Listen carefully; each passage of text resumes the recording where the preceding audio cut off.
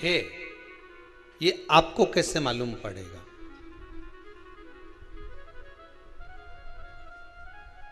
पितृ भूखे हैं इसका तो वर्णन हमने पहले कर दिया कि रात्रि को जब आप सोने के बाद में 1-1.5 घंटे बाद अगर आपकी नींद खुल जाए, 1 घंटा 1.5 घंटा आप सो लिए, उसके बाद जो नींद खुली तो 1-1.5 घंटे तक अगर आपको नींद नहीं आ रही है, रात्रि को सोने के बाद में 1 घंटे बाद जब उठे तो आपको प्यास लग गई, भूख लगने लगी, प्यास लगने लगी कि मेरे को पानी पीना पड़ेगा, घबराहट हो रही, पानी पीना पड़ेगा। 1-1.5 घंटे सोने के बाद अचानक नींद खुले और आपको प्यास लगे, समझ लेना आपके पितृ भूखे हैं और प्यास हैं। वो भूखे और प्यासे हैं, उनको जल की जरूरत है। किसी भी नदी में, सरोवर में, कुंड में, बावड़ी में, तालाब में, आप तीर्थ में जाकर जब स्नान करते हैं तो स्नान करने के बाद एक काम का नियम बना लो कि अपने हाथ की अंजलि में जल लेकर अपने पूर्वजों को देना है। प्यासे रहते हैं, भाग मांगते हैं।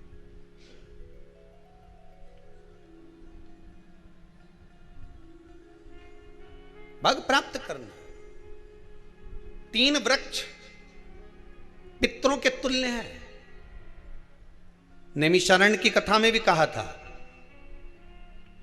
3 वृक्ष पितरों के तुल्य हैं। पहला पीपल, दूसरा वट वृक्ष, तीसरा बेलपत्र का वृक्ष।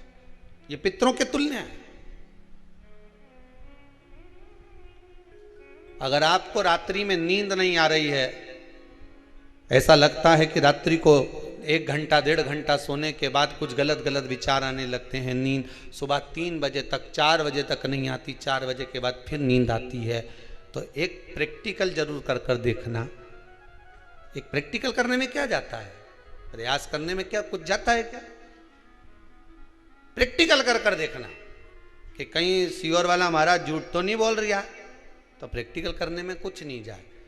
1 लोटा पानी लो, उसमें थोड़ा सा कच्चा दूध डाल लीजिए, श्राद्ध पक्ष चल रहा है, बेलपत्री का पेड़ या पीपल का पेड़ या बट का पेड़, इन पेड़ के नीचे ले जाकर उस दूध को दोपहर में सुबह 10 बजे से लेकर 12 बजे के बीच में ले जाकर चढ़ा दीजिए।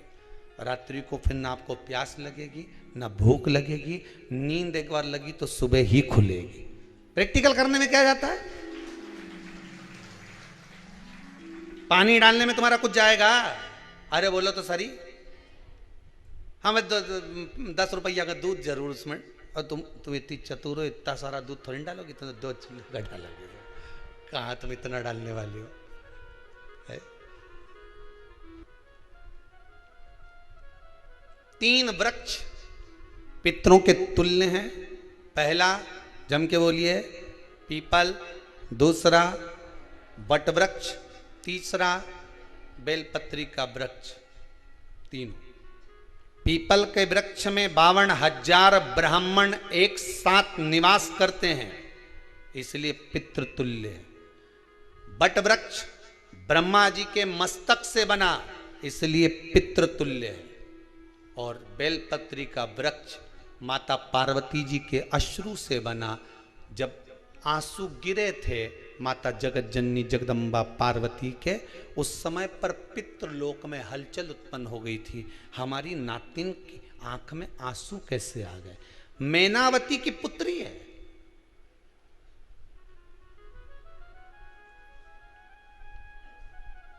पितरों की नातिन, इसकी अश्रु कैसे गिर गए? पार्वती जी ने कहा ये आंसू नहीं, मेरा पुण्य भाग प्रकट करती हूं बेलपत्री के रूप में। तो पितरों ने वर दिया था कि ये बेलपत्री का वृक्ष हमारा आशीर्वाद है, इसके नीचे अगर कोई दीप लगाता है, शिव को स्पर्श कर चढ़ाता है, उसके पितरों की शांति होगी। हम स्वयं उसको आशीर्वाद देने के लिए पधारेंगे। बेलपत्र का वृक्ष पितृतुल्य।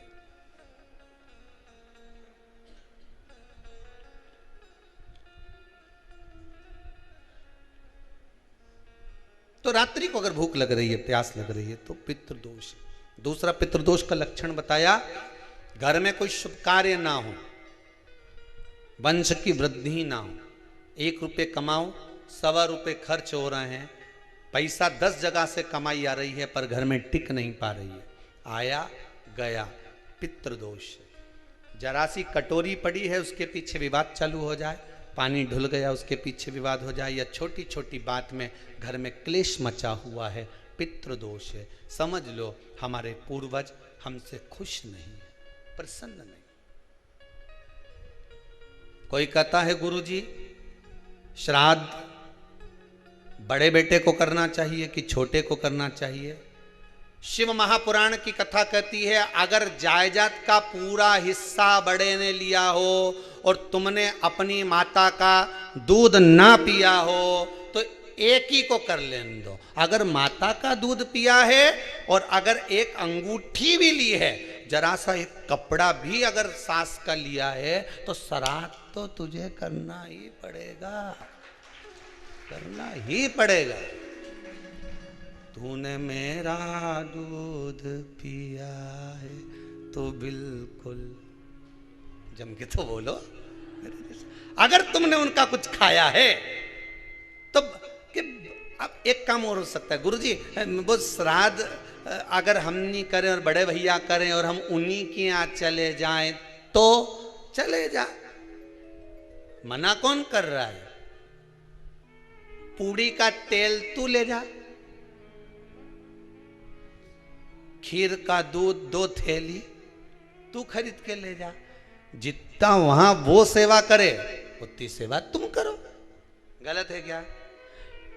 जायदाद का भी तो हिस्सा किया था। सुई की नोक के बराबर नहीं दूंगा ने, ईंट इधर खसकी है तो हमारी इधर खसका दीजिए। हमारी बसियत में इतना लिखा है तो फिर बसियत में ये भी लिख के जाना चाहिए था। मैं तो क्यों सबके, तुम डरो मत ही रहे एक भी। जब छोरा छोरी के जब सब सामान, प्रॉपर्टी दो ना, जमीन दो ना, जायदाद दो ना, सारा सामान छोरा छोरी के दो, तो उनके लिख के भी जाओ कि हमारी श्राद्ध कर दे अच्छे से, नहीं तो भूतड़ी बन के सताऊंगी।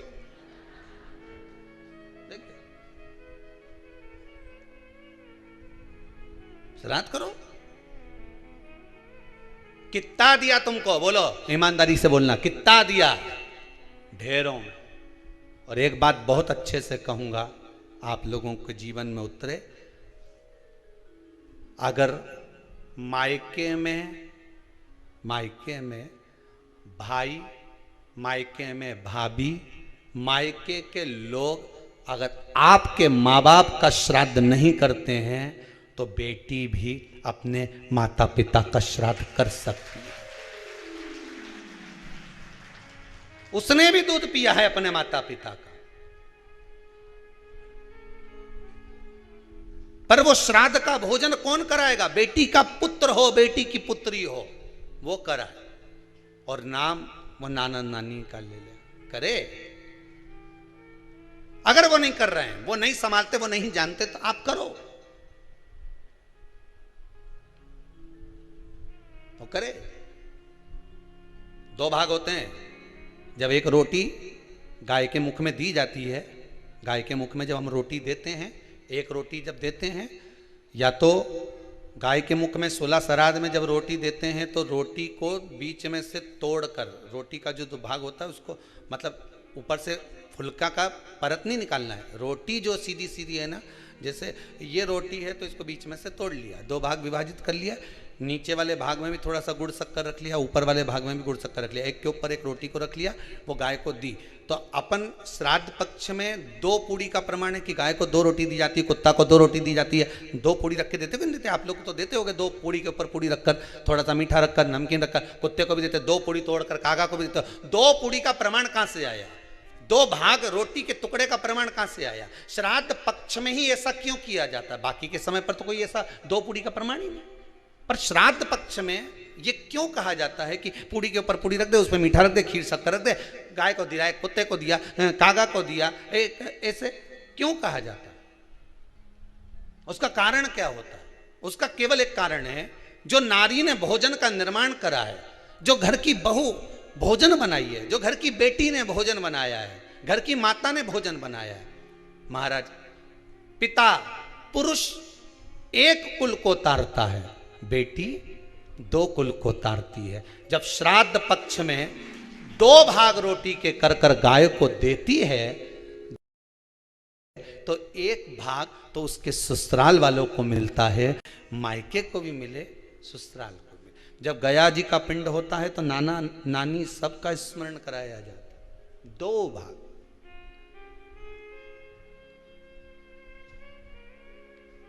पुण्यता प्राप्त। अब लोगों को मालूम तो है नहीं कि 2 पूड़ी क्यों रखते हैं, उसका कारण वर्णित है शास्त्रों। दोनों पक्ष तारने के लिए, दोनों पक्ष का स्मरण कराने के लिए। महाराज बिंदु प्रेत योनि में पड़ा, चंचुला देवी उनके मोक्ष का प्रयोजन कर रही है, प्रयास कर रही। क्या करा जाए कि इनको मोक्ष मिल जाए? कहा शिव महापुराण की कथा। पार्वती मैया की सहेली बन गई और पार्वती मैया ने शिव महापुराण में प्रेत योनि से मुक्त होने के लिए कहा तुम रुका जी के यहाँ जाओ, देवऋषि नारद के पास जाओ।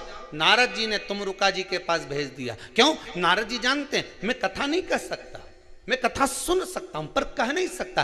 कहने के लिए मुझे बैठना पड़ेगा, सुनने के लिए हो सकता है कि मैं चले जाऊं, वापिस आकर बैठ जाऊं।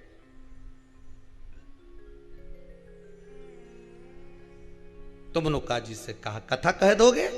हाँ, कहने में क्या दिक्कत है, मेरे पति को प्रेत योनि से मुक्त करना है। तुमरुका जी बोलते हैं केवल तुम्हारा पति प्रेत योनि से मुक्त नहीं होगा। तुमरुका जी ने शिव महापुराण में कहा सुनो चंचुला देवी, केवल एक व्यक्ति शिव पुराण से नहीं तरता, इस बिंदुक जैसे ना जाने कितने प्रेत इस वायुमंडल में घूम रहे होंगे, ना जाने कितने पितर, ना जाने कितने आहूत, ना जाने कितने वासुक इस वायुमंडल में घूम रहे होंगे। तुम्हारा पति तुमको दिखा नहीं, तुम्हारा बिंदुक तुम्हें कभी नजर आया नहीं, फिर कारण क्या था? बस मन में शांति नहीं है। घर में सारा सुख है पर हृदय में शांति नहीं, समझ लो पितृदोष है। क्या करा जाए? फिर क्या करोगे? महाराज हृदय शांति, हृदय शांति। केवल एक अकेला बिंदुक शिव महापुराण की कथा सुनकर नहीं तरेगा। तुमरुका जी कहते हैं जिस समय पर मैं शिव महापुराण की कथा कहूंगा, सुनो चंचुला देवी, इस संसार के इस भूमंडल पर मृत्यु लोक में जितने भी जीव इस संसार सागर में भटक रहे होंगे, शिव महापुराण की कथा सुनकर वो भी तर जाएंगे। ये अकेली बिंदुक को तारने वाली नहीं है, इस मृत्यु लोक में जो विराजमान। आज भी नियम है महाराज, श्राद्ध का भोजन टेबल पर नहीं कराया जाता, श्राद्ध का भोजन ब्राह्मण को कुर्सी पर बिठाकर नहीं कराया जाता। श्राद्ध का भोजन आज भी प्रमाण है कि ब्राह्मण के लिए भूमि पर आसन लगना चाहिए और जमीन पर बैठकर कराना चाहिए। तब क्यों? क्योंकि इस भूमि पर बैठकर जब भोजन कराएंगे, इसी भूमि से ना जाने कितने पितर गए, कितने तर्पण हुए, कितनी तिलांजलि हुई, इसी भूमि से, इस रज से, इस कण से ना जाने कितने जीव चल गए। अब लकड़ी पर या टेबल पर या कुर्सी पर बैठकर ब्राह्मण को भोजन कराने का प्रमाण नहीं है। अब ब्राह्मण अगर भोजन करने आसन पर बैठेगा, तुम अगर थोड़ा झुककर परसोगी, ब्राह्मण के सम्मुख में आप थोड़ा सा भोजन कराते समय झुकोगी, जरा विचार करिए। यशोदा मैया के घर में संतान नहीं थी, यशोदा जी श्रावण के महीने में श्रावणी करने आए हुए ब्राह्मण को मात्र खीर परोसने के लिए गई थी। 52 साल की उम्र थी, संतान का सुख नहीं दिख रहा था, खीर परोसने के लिए गई। उतनी देर में ब्राह्मणों ने देखा इनके घर में संतान नहीं है, पुत्र भव कह दिया। और यशोदा जी के पति श्री नंदलाल नंदराय जी कह रहे हैं कि बाबा मैं 60 का या 55 की, बाल हो गए धोले और तुम करे पुत्र होगा, कहां से होगा? ब्राह्मण कहते हैं ब्राह्मण जब भोजन करता है, भोजन करते समय जब वर देता है, वो वर गलत नहीं हो सकता, कहीं से भी आएगा, पर छोरा तो आएगा। और आया, कहीं से भी आया, पर पुत्र आया, क्योंकि आशीर्वाद दिया था। श्राद्ध पक्ष का भोजन टेबल पर नहीं, कुर्सी पर नहीं, श्राद्ध पक्ष का भोजन ब्राह्मण को आसन लगाकर जमीन पर कराना चाहिए, भूमि पर।